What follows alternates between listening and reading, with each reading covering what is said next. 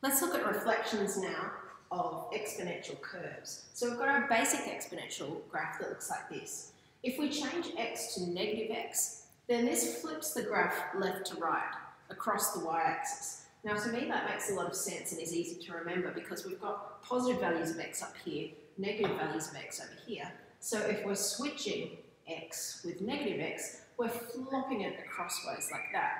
So instead of our usual graph, which we know looks like this, going through 1 here, it's going to be coming down the other way. And it's still going to have an asymptote on the x-axis. So we can label this graph y equals e to the power of minus x. Now there's only really one thing that you've got to be careful of when you're looking at this reflection.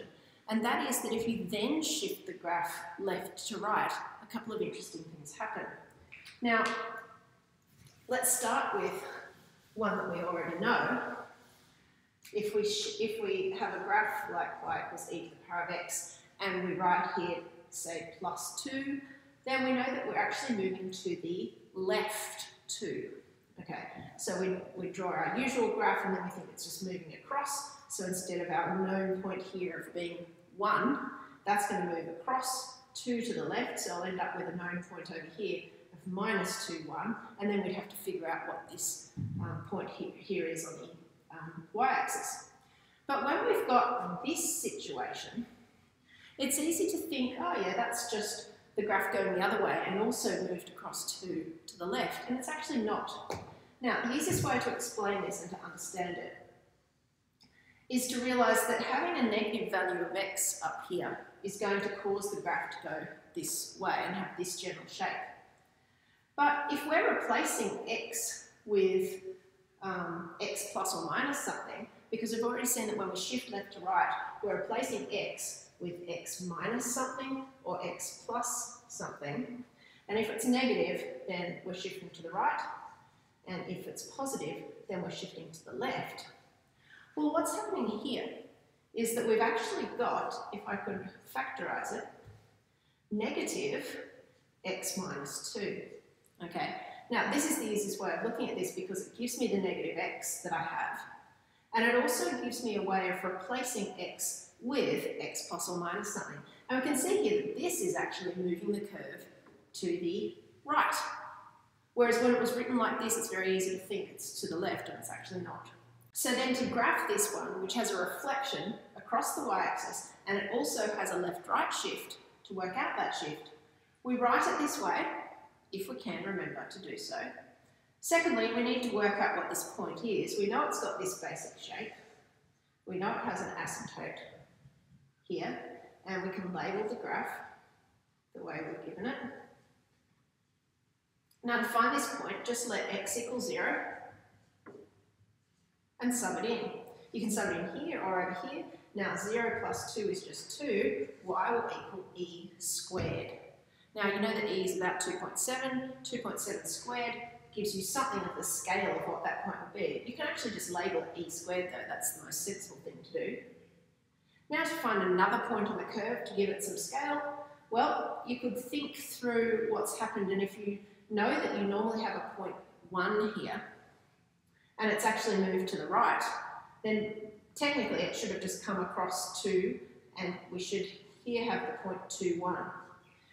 We can just double check that that is in fact what we've got. Let x be 2, then y will equal, well, we've got negative 2 plus 2, which is 0, and anything to the power of 0 is 1, so y will equal 1. So sure enough, we have that point. Now, if you find it hard going from this to this and you're worried about it, an easy thing to do is just find your intercept and find another point by letting x be something and seeing what y is. That sort of gets you around that problem. The main thing is you want to be able to spot that negative x in the index gives you this reverse shape. Now the other type of reflection is of course a vertical one. So replacing y with negative y is going to flip the graph upside down. Now our basic exponential graph, y equals e to the power of x, would then look like this with a negative out the front of the y. Now we don't very often see it looking like this. Mostly we're presented with equations for graphs that start with y equals something. So if we multiply both sides here by -1, you can see that this graph, y equals negative e to the power of x, is actually the same as this one. So if this one has been flipped upside down by placing y with negative y, so too has this one. So this is the form that you'll need to be most familiar with. It's the negative sitting out the front of the index expression. So instead of having a basic shape looking like this with an asymptote here, if we flip this upside down, it's going to look more like this. And the asymptote will be in exactly the same place. Now to me this makes heaps of sense because replacing y with negative y, well, positive values of y are up here, negative values of y are down there, so replacing y with negative y flips it upside down. But we've got to be used to seeing it here, this negative, and not being put off if it isn't actually attached to the y. Now the other thing that happens is, because we see this graph in this form more than this, any other transformations that happen to this graph can be just tacked onto the end. So whether it's moving left or right, or whether it is moving up or down, if we just tack a +1 up onto the end of that, sure enough, it's still moved upside down, flipped upside down, and then shifted up 1. So these reflections, you can think of it as, well, I'll graph this, but wait, no, I'll shift it up 1. It's kind of like an afterthought, this up and down movement at the end. And the side-to-side movement isn't affected by whether the negative is here or here. So we could have x -1 up there, and that would tell us to move the graph 1 unit to the right. Whether it's written this way or this way, it will be exactly the same. So let's go ahead and just graph a basic version of this. And first thing we need to do is draw our asymptote in. It will be in the usual place, same as y equals e to the power of x on the x-axis. And the shape, instead of going upwards sharply, will go downwards sharply. So we need to label the curve, y equals negative e to the x.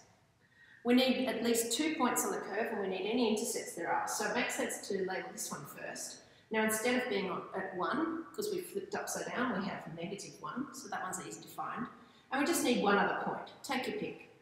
I'm going to say when x equals 1, y equals, and then I'll sub 1 in here, and I have y equals negative e to the power of 1, which is basically just negative e. So that means I can label the point 1, negative e. And that gives some scale to my graph. You don't necessarily have to draw your graph perfectly to scale. We know that negative e is -2.7, so this doesn't look quite right. I should have made it a little steeper. But at least if we have some known points, then it's mathematically correct.